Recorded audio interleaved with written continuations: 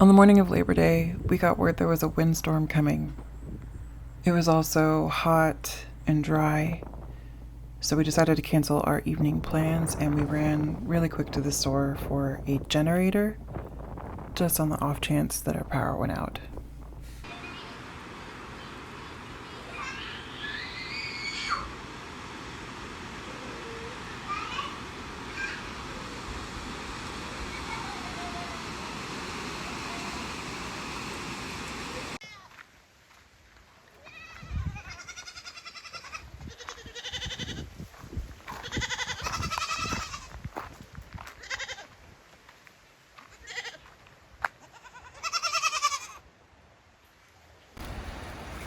Well, we lost a branch. Actually, it wasn't a branch, it was the very top of that tree.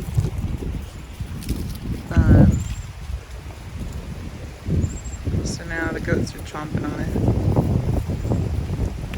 Happily. And then over here, this tree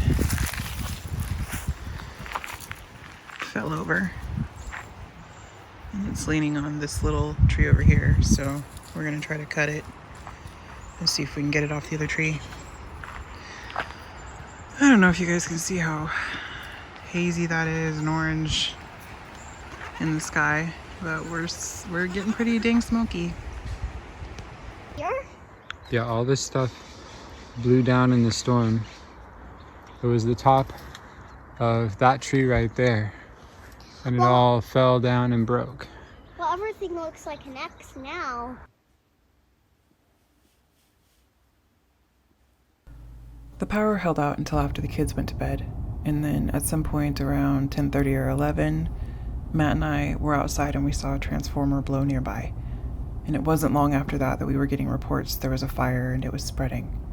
So I packed a few bags, Matt got the generator going, and we were on alert all night.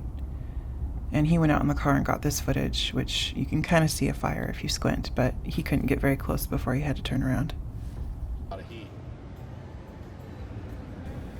So around 3 a.m. we get a text from my dad and stepmom. They've sent this footage that you're looking at right here. They filmed it while they were evacuating their town, which was one of the first towns to be evacuated. They only had time to grab their dog and their horses, and that's it. No toothbrush, no clothes, nothing. And they were told to go to the state fairgrounds. These big trees just completely engulfed. Oh boy.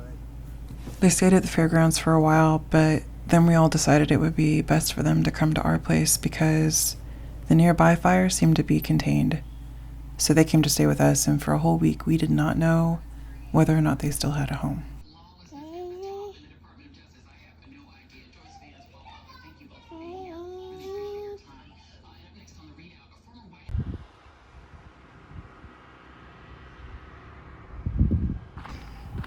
The next day, my mom called and said her farm was going to need to evacuate too.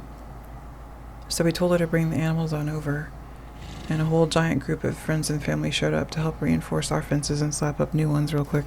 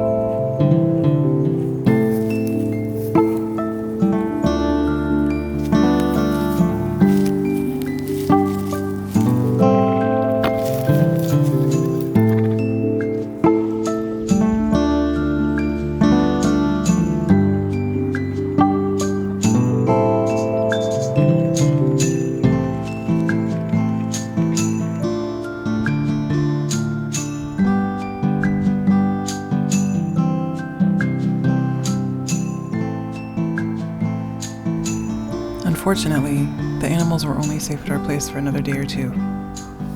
The wind wasn't dying down anytime soon, and the fires were spreading, so it wasn't looking good for our area. So we're starting to do a plan B in case we have to move again. And we found a farm out in the banks that we can take the horses to. That's way out of the fire zone. But they wanted to bring fencing stuff. All kinds of dinosaurs.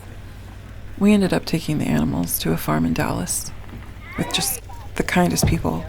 We barely knew them at all, but they were willing to help us, and they had a ton of space.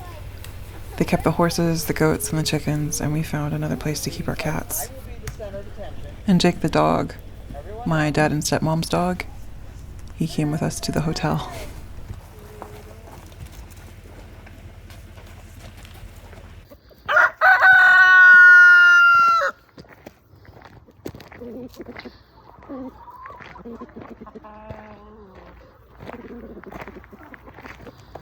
They're kind of segregating into their two respective groups, but fairly peaceful, I think.